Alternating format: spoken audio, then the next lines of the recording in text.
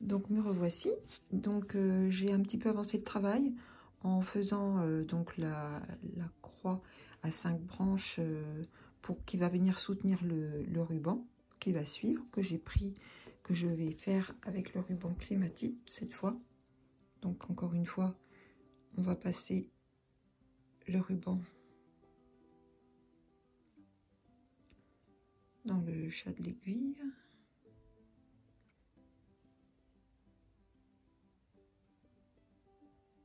Voilà. Comme je vous l'ai expliqué tout à l'heure, on arrête le ruban en faisant un petit point au bout, on tire. Une fois que le ruban est arrêté, on fait un nœud au bout. Donc j'ai fait attention de ne pas mettre le nœud de mon fil lorsque j'ai fait ma croix, mon étoile à 5 branches. J'ai fait attention de mettre mon nœud à l'extérieur de façon à pouvoir rentrer mon ruban plus facilement. Et je ne vais pas le rentrer exactement au centre pour éviter que ce soit trop compliqué. Je le rentre un petit peu sur le côté. Donc vous voyez, là, j'ai encore pris une aiguillée de 50 cm, ça fait un peu beaucoup. Mais je couperai pour aller faire ensuite les points de rose qui se trouvent un peu plus bas. Donc comme tout à l'heure, on va laisser une branche, on passe au-dessus, une branche, on passe en dessous. Voilà, on ne tire pas trop. Et on alterne à chaque fois, une branche au-dessus, une branche en dessous.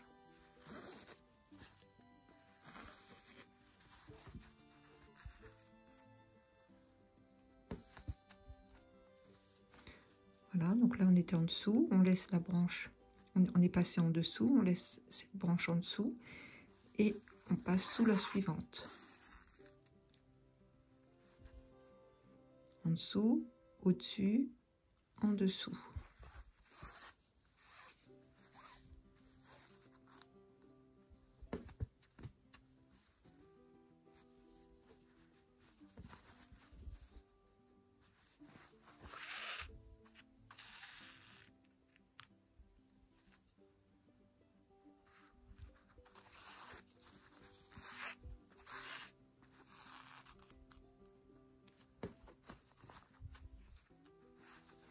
Ce ruban, il est un petit peu plus parme.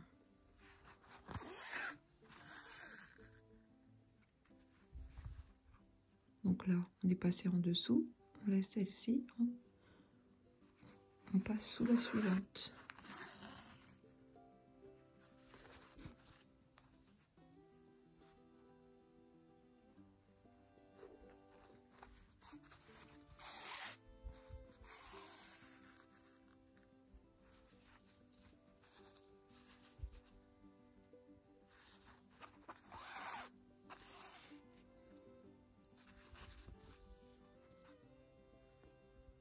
Là, je soulève un petit peu avec mon pouce.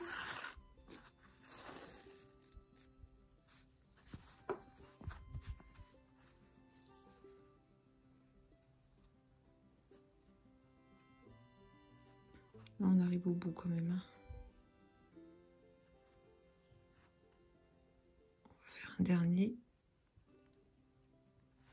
Toujours faire attention de ne pas piquer dans le ruban parce que sinon, je vous dis, c'est très embêtant quand on...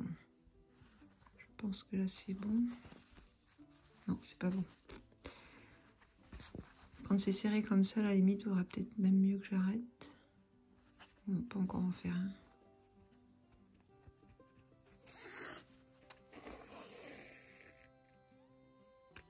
Voilà. Donc voilà, on va arrêter là. Voilà ce que ça donne. Donc pour arrêter, on passe sous la toile. Voilà, un petit peu plus loin. On passe le ruban au travers. Voilà. Et pour stopper le ruban à l'arrière, Donc vous allez passer sous une des branches.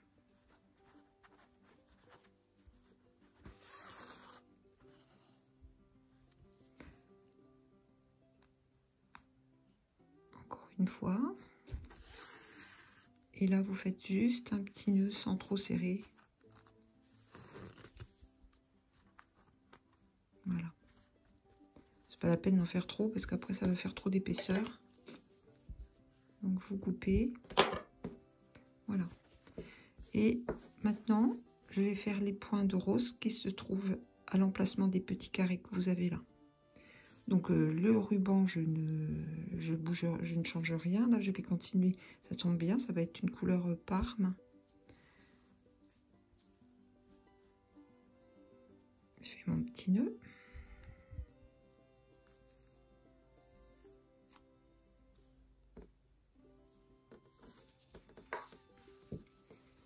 Voilà. Donc, je vais sortir mon ruban.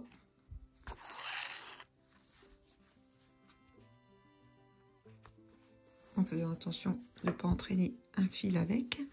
Alors, comme tout à l'heure, je pose ma toile. Mon ruban, je le tiens de la main gauche.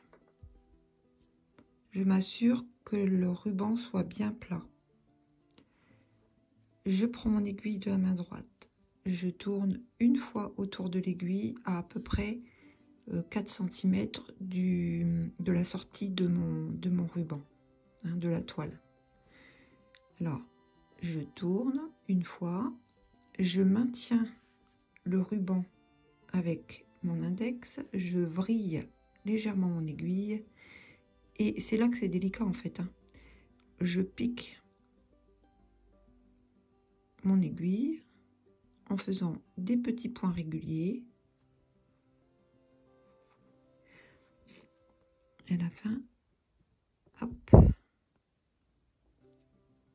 Et quand j'arrive au bout, donc là vous voyez, je pique mon aiguille juste à côté.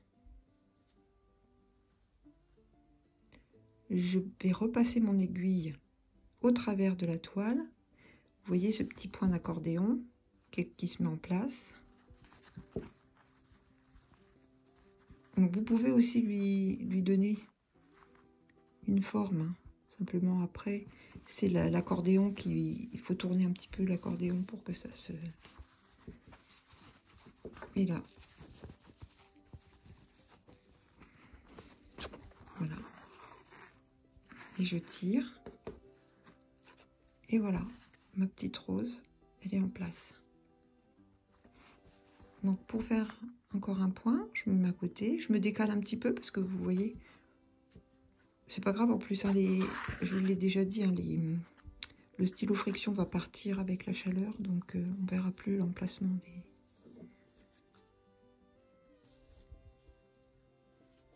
Donc voilà, je prends mon ruban, je tourne une fois.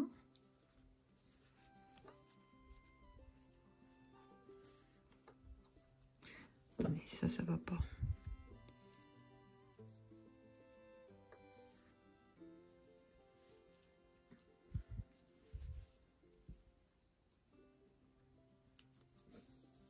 Je vais me mettre dans ce sens-là.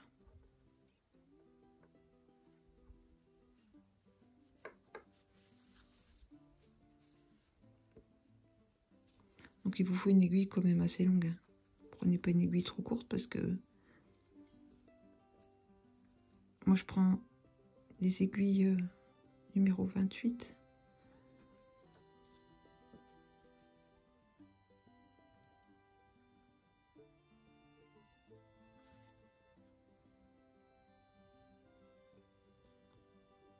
Voilà, donc je pique juste à côté.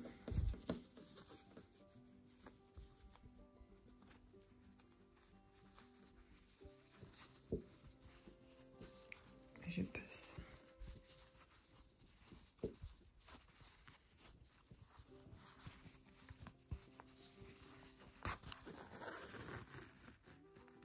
Voilà. Et je vais en faire une troisième.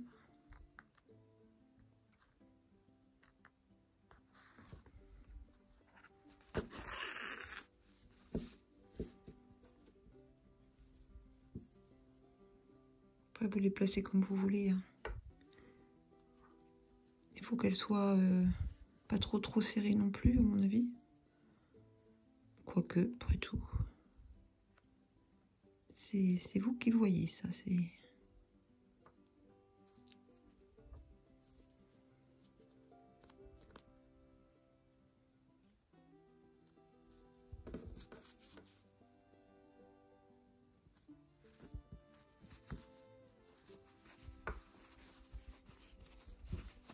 Là, avec 50 cm de ruban, j'ai pu faire mon ruban en point d'araignée et mes 3 points de rose. Voilà.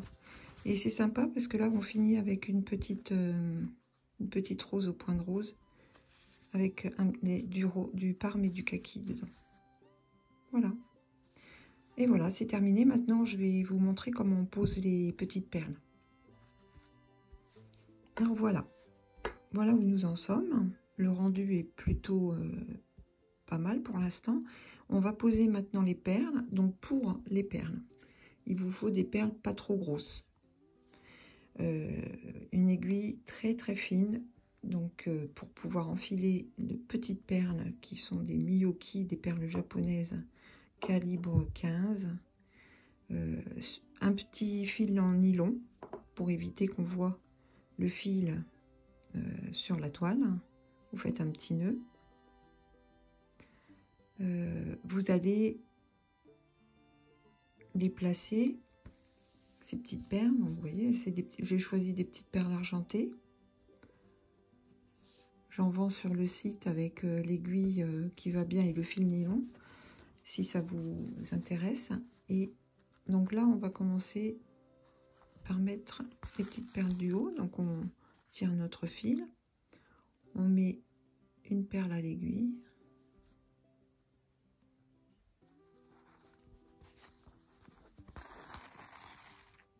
voilà. Donc on va répéter l'opération.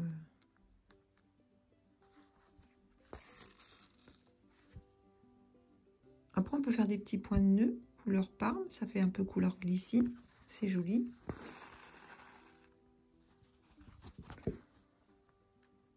Mais en fait les perles, ce que j'aime bien, c'est que ça donne de la lumière. La broderie est lumineuse. Donc voilà, on va répéter cette opération jusqu'au bout de la grappe. C'est à vous de voir si vous voulez serrer ou pas les perles ou si vous préférez les mettre espacées. Je vous propose de vous retrouver lorsque j'aurai un peu avancé et ensuite on va s'occuper de la petite abeille. J'ai mon idée. À tout de suite. Alors voilà, donc j'ai posé toutes les petites perles. Voilà ce que ça donne. Ça donne de la lumière. Et maintenant, je vous propose de voir un petit peu comment on va faire. Alors, soit on dit que c'est une abeille, j'aurais quand même voulu d'autres couleurs que ce que j'ai là. Donc, on va partir sur l'idée que c'est un petit papillon. Donc, je vais utiliser un fil bois de rose. Donc, le fil bois de rose pour faire le corps. Par contre, je n'ai pris qu'un fil à l'aiguille.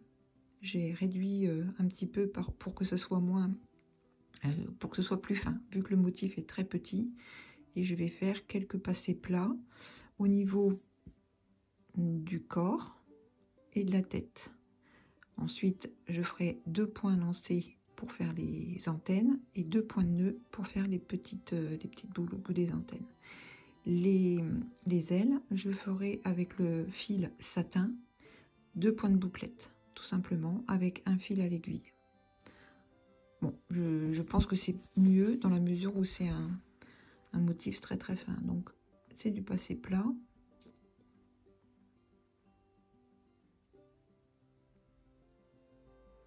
Voilà, je vais sortir mon aiguille au niveau de la tête. Et je vais faire quelques points de passé plat.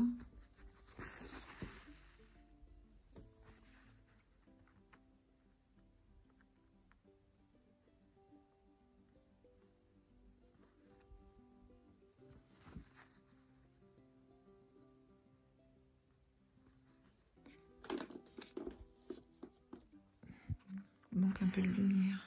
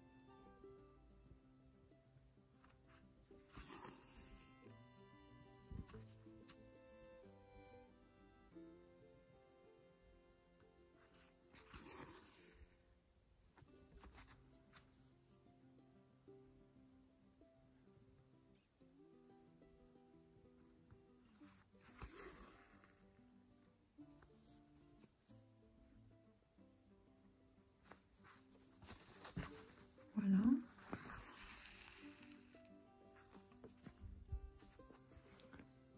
Je vais revenir en haut, vers la tête.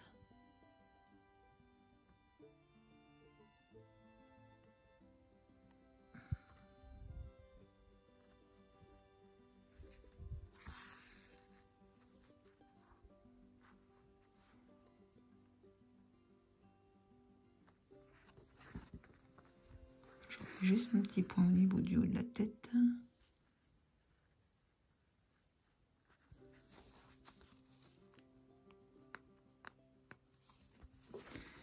Et donc je vais faire deux points lancés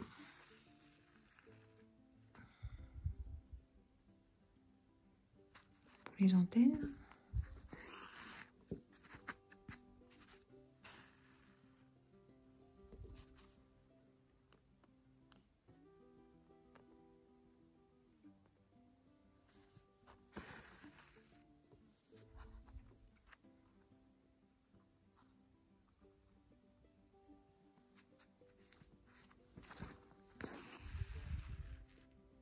Voilà.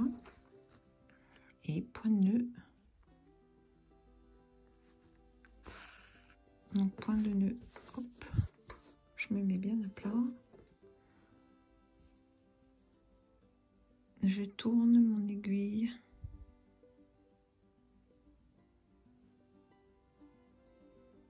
Et je ressors juste à côté en tenant bien le fil.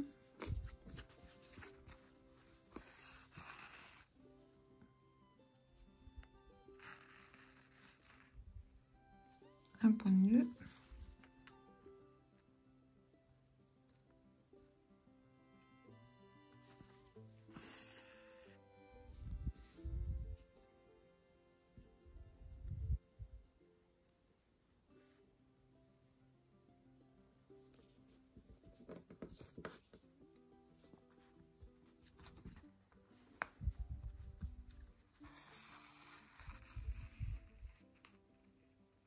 Deux points de nœud. Voilà. Et maintenant, je vais faire les petites ailes. Donc déjà, j'arrête mon fil à l'arrière.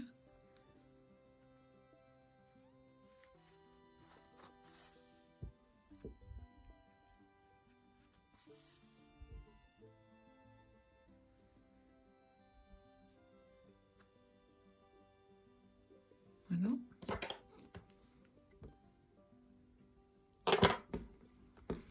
Et je vais utiliser le fil satin. Donc le fil satin, ben, je l'ai là. Donc toujours un fil, un seul fil cette fois à l'aiguille.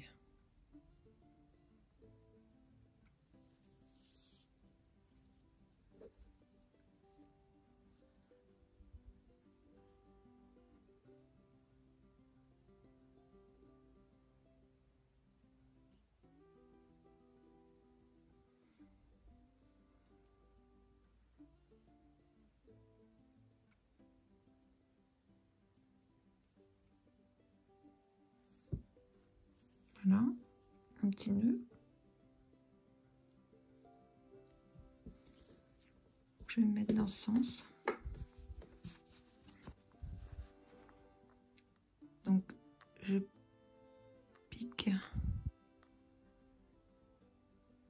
assez proche du corps pour faire... c'est pas assez ça.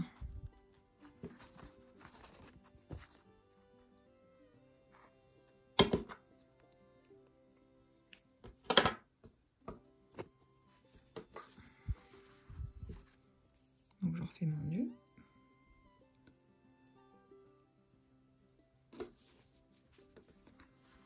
Alors, voilà. Là, c'est un peu plus près. Donc, je prends la naissance de mon aile au niveau du haut du corps. Je sors mon fil à ce niveau. Je re-rentre le fil juste au même endroit de sortie du fil. Je me pose à la pointe de l'aile et je fais attention que mon fil soit bien placé sous l'aiguille de façon à ce qu'en tirant, hop,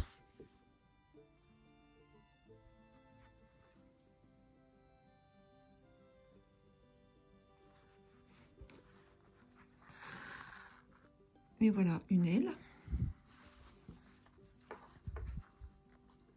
Et pour l'autre aile, pareil. Donc je vais sortir, voilà, pratiquement au même endroit, hein, de point d'entrée de la précédente, de l'aile précédente. Et cette fois, je vais lui donner l'orientation opposée, enfin pas opposée, mais un petit peu pour lui donner cette orientation-là. Je l'oriente comme ça. Là, elle est plus petite. La seconde, elle est plus petite. Et voilà. Donc, faut voir maintenant en enlevant tous les... ce que ça va donner. Si c'est pas assez, si on voit pas assez les ailes, peut-être on peut faire du passé plat à la place. Voilà, mais je trouve que c'est plutôt pas mal comme ça. Après, on peut aussi mettre un petit charme à la place du papillon. C'est possible aussi.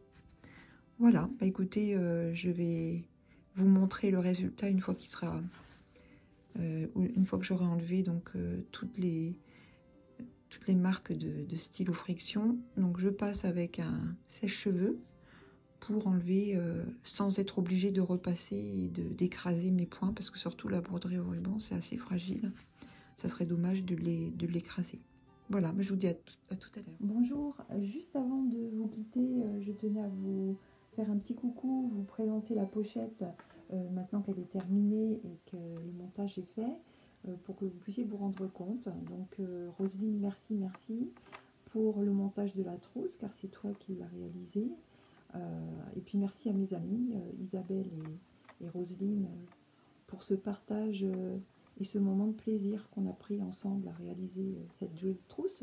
Je mettrai en bas de la vidéo, n'hésitez pas à y aller, les liens vers leur boutique à mes amis, à Roselyne et Isabelle, de l'Inde d'Isabelle et de Fleur de Lin.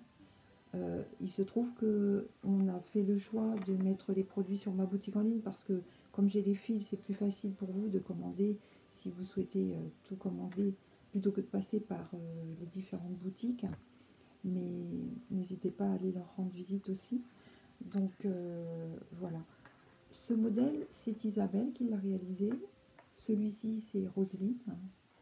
Et le modèle central, que vous avez été patiente et que vous avez regardé jusqu'au bout, si vous êtes encore là, c'est que vous êtes resté jusqu'à la fin. Donc sur la boutique en ligne, vous allez retrouver les liens. Vous pourrez trouver cette pochette à 12 € dans laquelle sont les 3 modèles, ainsi que le modèle du tutoriel de montage de la trousse. Ensuite, la palette de fils avec les rubans, quelques perles et un petit charme abeille pour éventuellement remplacer le petit papillon du modèle central. Hein, donc voilà la palette de fils à 8 €. Et pour celles qui le souhaitent, j'ai aussi la possibilité, vous pouvez mettre dans votre panier la toile à broder qu'ont utilisé Rosine et Isabelle pour broder au point de croix. Il s'agit de la référence Svegart Lune argentée, 16 fils, mais vous pouvez aussi la sélectionner en 12 fils ou en 14 fils, en fonction de vos habitudes de broderie. En sachant que pour la 12 fils, j'ai pas fait le test, vous aurez besoin de 2 fils à l'aiguille, donc il se peut que vous n'ayez pas tout à fait assez avec la palette. Mais voyez, de toute façon, commencez avec ce que... Si vous voulez travailler avec ces fils, ce qui n'est absolument pas une obligation, vous pouvez travailler avec des fils de votre stock. Vous avez la possibilité de voir déjà dans un premier temps si ça vous suffit. Et sinon, repassez éventuellement commande sur la boutique en ligne ou vous m'envoyez un petit mail, unpetitfil@gmail.com. Voilà, donc je vous souhaite un bel été. Surtout, profitez bien si vous pouvez, si vous avez la chance de pouvoir partir un peu en vacances. Moi, je reste à la maison pendant tout l'été. On vous fera sûrement quelques petits tours à droite à gauche, mais cette année, on ne bouge pas. Et puis, profitez bien des moments où vous pouvez broder, où vous pouvez faire du loisir créatif. Et surtout, mettez à profit tous ces bons moments pour faire ce qui vous donne envie. Voilà. Je vous dis à bientôt. J'espère qu'on aura l'occasion de se revoir dans d'autres vidéos. Et puis, encore une fois, bel été à vous. Au revoir.